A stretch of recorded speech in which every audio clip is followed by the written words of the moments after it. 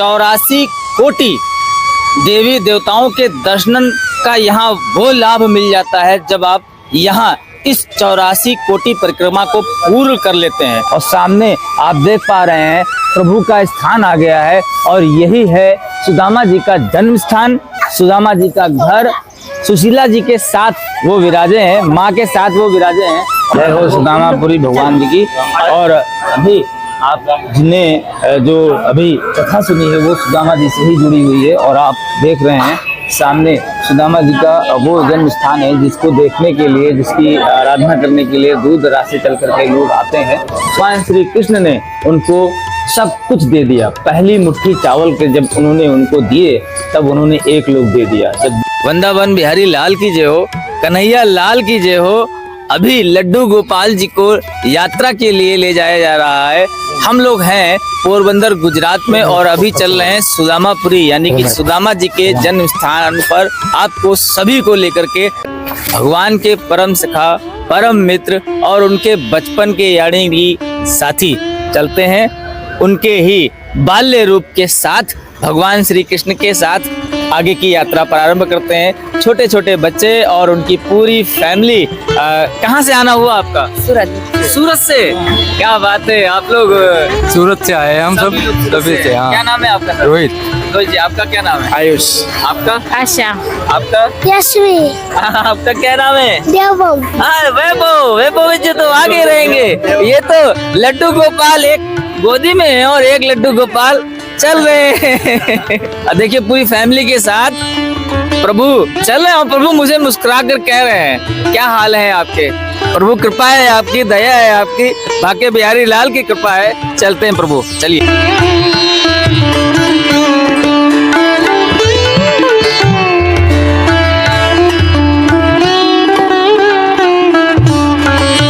सामने भगवान श्री कृष्ण के परम मित्र, उनके सखा बस आने ही वाले हैं। चरणों में तो हम लोग उनके पहुंच ही गए हैं और सुदामापुरी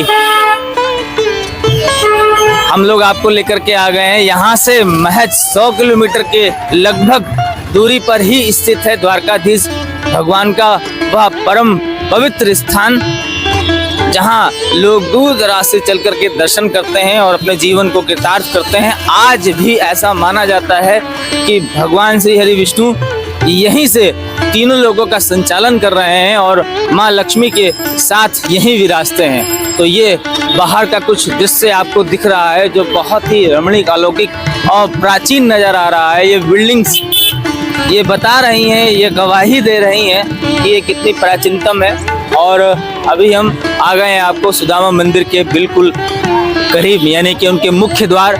यहाँ लिखा हुआ है श्री सुदामापुरी यात्रा धाम। और अब हम लोग आपको चलते हैं अंदर लेकर के।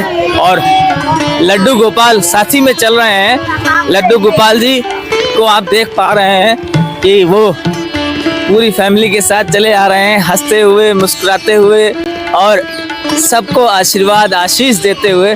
और यात्रा कितनी मंगलमयी हमारी भी हो गई है उनके दर्शन के साथ। उस फैमिली से मिलने के बाद जो सूरत से चल करके अपनी गोदी में लड्डू गोपाल को लेकर के आए हैं। और ऐसा अमूमन आप लोग देखने को मिलता होगा जब आप मथुरा वृंदावन में होंगे। तो बाकी बिहारी लाल की जय, लड्डू गोपाल की जय, वृंदावन बिहारी लाल की जय। और अब हम आ गए हैं सुदामा जी के ठीक मंदिर के सामने और ऊपर उनका ध्वज पताका, विजय ध्वज पताका पूरी शान के साथ फहरा रहा है। और सामने ही मंदिर है और उसका प्रांगण आपको देखने को मिल रहा है। भीड़ आप देख सकते हैं भारी तादाद के रूप में दिख रही है जो दूर दराज से चल करके आई है। और उनके मस्तक पे जो ललाट पे तिलक लगा हुआ है वो उन्हें अलौकिक बना रहा है। अलग दृश्य यहाँ दिखा रहा है और बिल्कुल अलग ही नजर आ रहा है। यहाँ के एटमॉस्फेयर यानी कि जो प्राकृतिक वातावरण है वो भी बहुत खूबसूरत है। अंदर का नज़ारा ही कुछ और है। और वो देखिए परम सखा भगवान श्री कृष्ण के गले लग करके मिल रहे हैं। अभी आपको वहाँ पर भी लेके चलेंगे और भी यहाँ क्या क्या है वो भी आपको इसी वीडियो में बताने वाले हैं। तो वीडियो पर बने रहें और लाइक करते रहें दोस्तों, शेयर करते रहें। अगर आप भगवान श्री कृष्ण के परम भक्त हैं तो लाइक तो रुकनी ही नहीं चाहिए। अभी भगवान के ही श्री चरणों में एक और मंदिर है भोले शंकर महादेव जी का, उसके भी आपको दर्शन कराते हैं। तो सबसे पहले अब हम लोग अंदर की तैयारी करते हैं।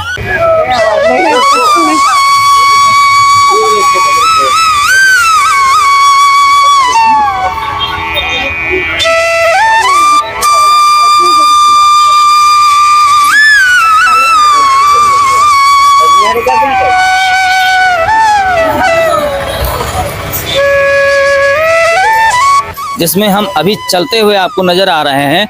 एक परिक्रमा को अगर आपने कर लिया, इस परिक्रमा को आपने पूरा कर लिया तो 84 कोटि देवी देवताओं के दर्शन का यहाँ वो लाभ मिल जाता है जब आप यहाँ इस 84 कोटि परिक्रमा को पूर्ण कर लेते हैं। ऐसा माना जाता है, वेदों में भी लिखा है कि अगर आप इस परिक्रमा को पूर्ण कर लेते हैं तो 84 कोटि देवी देवताओं का उनके दर्शन का लाभ आपको इसी पर एक परिक्रमा से मिल जाता है। कहीं जाने की आपको आवश्यकता नहीं है, इसे खाली आप कंप्लीट कर लीजिए और कंप्लीट करते समय राधे कृष्ण सीताराम बोलना बिल्कुल मत भूलिए और इसे करते रहिए तो आपके सभी दोष दूर होंगे और आप निर्दोष साबित हो जाएंगे। साथ ही साथ इस लोक को भोग कर जब आप परलोक जाएंगे तो वहां पर भी आपको वो सब मिलने वाला है जो आपने यहाँ इच्छा जताई है। ये परिक्रमा जब आप पूरी कर लेते हैं तो ऐसा ये माना नहीं जाता है, बल्कि ये वेदों में लिखा है और ये सत्य है कि इसे पूर्ण करने के बाद आप पूरी तरह से मुक्त हो जाएंगे और आपका जीवन श्रेष्ठ हो जाएगा, धन्य हो जाएगा और जो पुण्य आपको सभी जगह दर्शन से मिलने वाला है वो एक ही जगह पर मिल जाएगा। तो बस हमारी यात्रा संपूर्ण होने वाली है, थोड़ी सी और बची है। अभी जूनागढ़ में एक 36 किलोमीटर की लिली परिक्रमा प्रारंभ होने वाली है। 12 तारीख से वह शुरू हो जाएगी पूर्णमासी से और उसके बाद वो लगातार जारी रहेगी, जहां दूर दराज से भक्त गण चल करके उस यात्रा को पूरा करेंगे और अपने जीवन को कृतार्थ करेंगे। वही परिक्रमा इस यहाँ से अगर आप पूरी कर लेते हैं तो फल आपको उससे कहीं अधिक मिलने वाला है जो आप गिरनार पर्वत की परिक्रमा करने वाले हैं।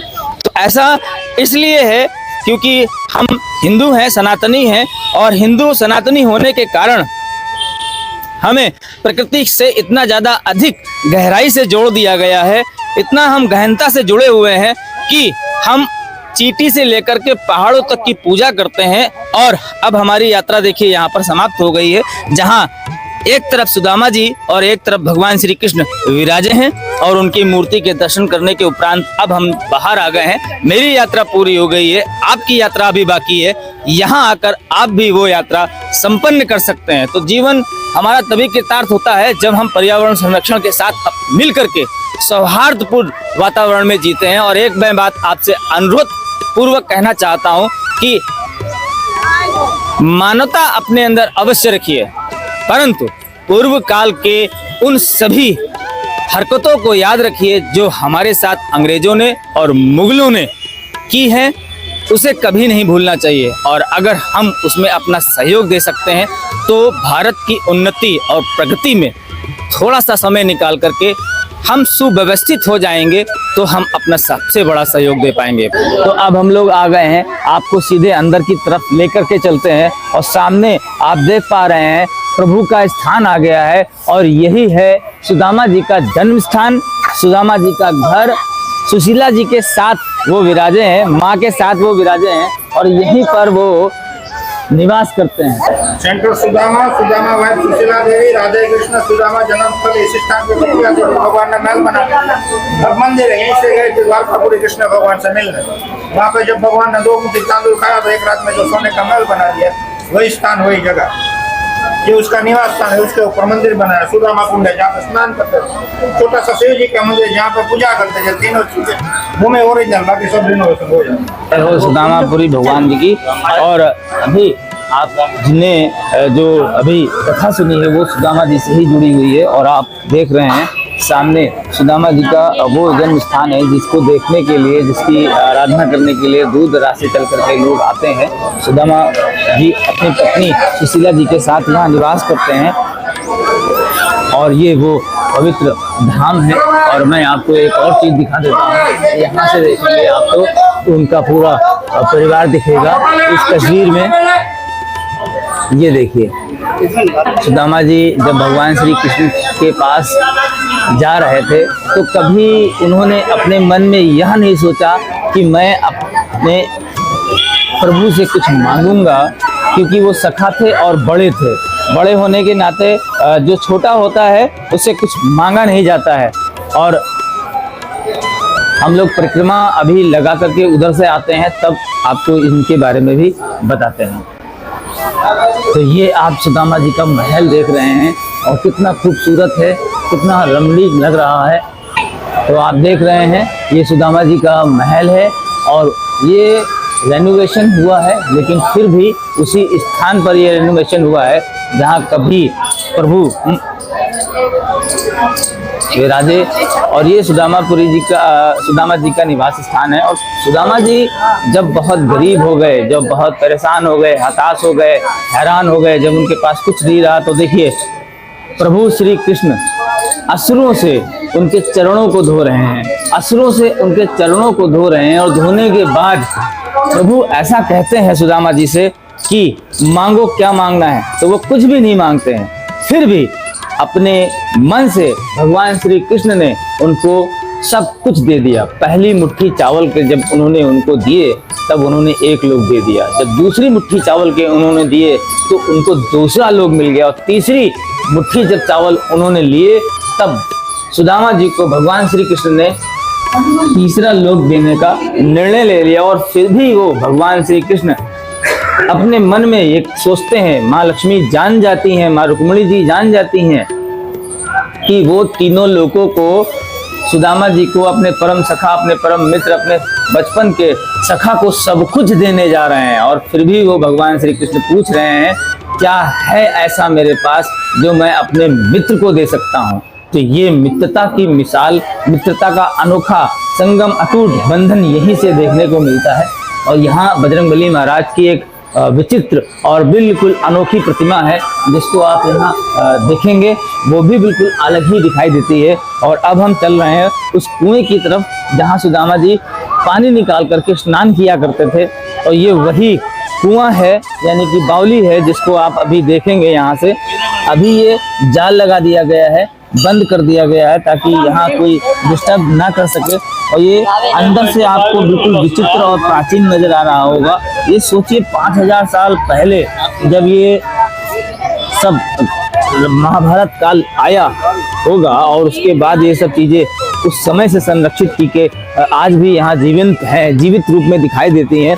और फिर भगवान भोले शंकर महादेव नंदीश्वर के साथ विराजमान है। द्वारपाल को आप देख पा रहे हैं, जैसे वहां पर द्वारपाल है वैसे ही यहाँ पर भी द्वारपाल है। और जैसे यहाँ ट्रेडिशनल है कि भगवान नंदी, उसके बाद कच्छप, उसके बाद भगवान भोलेनाथ का दरबार जहाँ सामने आपको विराज रहा है, ये वही शिवलिंग है जिसकी आराधना और जलाभिषेक स्वयं सुदामा जी किया करते थे। तो हम उनके जन्म स्थान पर हम आप लोगों को लेकर के और उसी शिवलिंग के आपको दर्शन कराते हैं, जिनकी पूजा आराधना स्वयं सुदामा जी किया करते थे। सोचिए वो लोग और आज का लोग, जहाँ हम सब मनुष्य ड्रेसेस हो गए हैं, कपड़े पहनते हैं और सभी चीज़ों का इस्तेमाल करते हैं, उसी के पीछे एक जय माँ चामुंडा जी का भी मंदिर है। काल भैरव जी उनकी रक्षा कर रहे हैं और हर सिद्धि माता जी का भी पीछे ही मंदिर है, तो वो भी आपको दिखा देते हैं। ये वीडियो आप कहाँ से देख रहे हैं जरूर बताते रहिएगा। माँ से प्यार करते हैं, प्रभु से प्यार करते हैं तो लाइक शेयर दबा के करते रहिएगा। आइए अब अंदर की तरफ आपको लेकर के चलते हैं, जहाँ से आपको एक कुंड दिखेगा और सामने माता चामुंडा वाराही अवतार में विराजमान है, उनके भी आप दर्शन कर लीजिए। ये दुर्लभ दर्शन आपको पोरबंदर गुजरात से ही हो पा रहे हैं। और अब थोड़ा सा आगे हम लोग बढ़ते हैं ताकि आपको और अच्छे से दर्शन कराए जा सकें। भारत के सभी, ये देखिए चामुंडा माता जी और उसके बगल में वाराही माता जी विराजित हैं और ये अति प्राचीन उनकी प्रतिमा है जिसके आप दर्शन कर पा रहे हैं। पंडित जी ही सामने बैठे हुए हैं और अब हम लोग आप बाहर की तरफ मंदिर से निकल रहे हैं और वो बाहर का नज़ारा ये है। बहुत साफ सफाई का यहाँ विशेष ध्यान रखा जाता है और ऐसी जगहों पर जब भी आप लोग आएँ सिंगल यूज प्लास्टिक का इस्तेमाल ना करें, कूड़ा करकट इधर उधर न डालें। और यहीं पर एक और तुलसी जी का भी स्थान है जिन्हें पूजा जाता है। अब हम लोग चलते हैं आपको अगले पड़ाव की ओर लेकर के, जो पोरबंदर में पड़ने वाला है। कीर्ति मंदिर, विष्णु मंदिर, उसके बाद जामवंत की गुफाएं जहां 51 शिवलिंग स्थापित हैं, उसके बाद ये ब्लॉक पूरा होगा। भक्त जब इस मंदिर में आते हैं, सुदामापुरी में आते हैं, सुदामा जी के जन्म स्थान पर आते हैं तो परम सखा को इस रूप में जरूर देखते हैं। भगवान श्री कृष्ण अपने सखा सुदामा जी को गले से लगाए हुए, लपेटे हुए और उनसे अति प्रेम करते हुए यहाँ दिखा रहे हैं और वो आप उनको देख पा रहे हैं कि कैसे उन्होंने उनको अपने गले से लगा रखा है और किसी भी प्रकार की समस्या जो उनके अंदर थी वो हर लेते हैं और हरी बताते भी नहीं है, कुछ भी नहीं बताते हैं। और सुदामा जी यही सोचते हैं कि ये तो तीनों लोगों के मालिक त्रिलोकपति हैं और मैं इनसे मिलने आया था और मेरा कल्याण भी नहीं हुआ। मेरी पत्नी मेरे बच्चों के साथ गांव में रह रही है और मैं अति दुखी हूँ, कुलीन हूँ और गरीब ब्राह्मण हूँ, मेरा कल्याण कैसे होगा। ये सारी बातें सुदामा जी के अंदर चल रही होती हैं जब भगवान श्री कृष्ण से वो मिलते हैं। लेकिन जैसे ही उनके द्वार पर पहुंचते हैं और प्रभु से मिलते हैं तो प्रभु अपनी अस्त्रों से उनके चरणों को धोते हैं, स्नान कराते हैं और जैसे जैसे वो उनके लिए अक्षत लेके जाते हैं या चावल लेके जाते हैं उनको देने के लिए, तो जैसे जैसे वो प्रभु मुट्ठी में भर भर के चावल उठा करके खाना शुरू करते हैं, वैसे वैसे सुदामा जी को सब कुछ मिलता चला जाता है और उन्हें पता भी नहीं चलता है और यहाँ गांव का कल्याण होता चला जाता है। उसी गांव को आज हम पोरबंदर गुजरात के नाम से जानते हैं और वही पोरबंदर गुजरात आज संपन्न, सौहार्द और पूरा का पूरा धनवान नजर आता है। तो ये वो गांव है जिसको हम पोरबंदर गुजरात के नाम से जानते हैं और ये सुदामा जी का जन्म स्थान है जिसे आप यहाँ देख पा रहे हैं। और ये उनकी कुटिया थी पहले और आज ये महल और मंदिर के रूप में कन्वर्ट हो चुका है, बन चुका है। तो आप देख सकते हैं उस समय यहाँ कितना सोना चांदी, हीरा मोती और हीरे जवाहरात रहे होंगे और आज प्रभु का आशीर्वाद लेने के लिए, उसे पाने के लिए दूर दराज से भक्त चल करके यहाँ दिख रहे हैं आपको। तो कैसा लगा वीडियो जरूर कमेंट सेक्शन में बताइएगा। राधे कृष्ण लिखते जाइएगा। हर हर महादेव। जय हिंद, जय भारत।